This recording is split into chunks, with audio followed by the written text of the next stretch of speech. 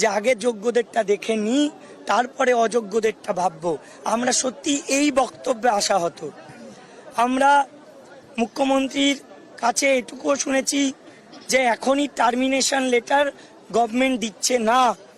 Termination না দেওয়া মানে আমাদের চাকরি যাচ্ছে না আপাতত, স্যালারি বন্ধ হবে না আপাতত। কিন্তু এটা তো কোনো সুরাহা নয়, এটা তো কোনো একদম পার্মানেন্ট সলিউশন নয় যে আমরা যে জায়গাটায় ছিলাম সেই জায়গাটা সুরক্ষিত থাকছে, আমাদের চাকরিটা তাহলে আলটিমেটলি হারানোর দিকেই। সেটা কি আর বাঁচানো যাবে না? এই সদুত্তর কিন্তু এখনো পুরোপুরিভাবে আমরা পাইনি।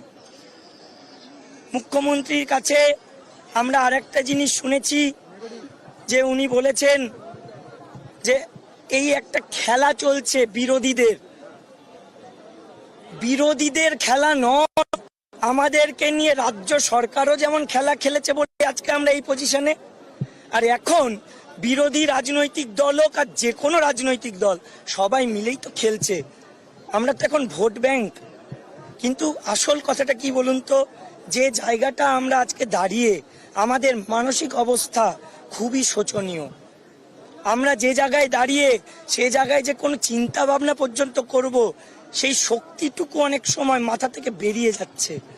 কিন্তু আমরা একসঙ্গে আছি, যোগ্যরা একসঙ্গে আছি, জোট বেঁধে আছি। আমাদের মধ্যে কোনো আলাদা কিছু নেই, একটাই ফ্র্যাটার্নিটি আমাদের, untainted jobless teachers and non teaching staff. আমরা কিন্তু এখানে কোনো মঞ্চ, সংগঠন, দল, রং, গ্রুপ সি, গ্রুপ ডি, 9, 10, 11, 12 দেখবো না।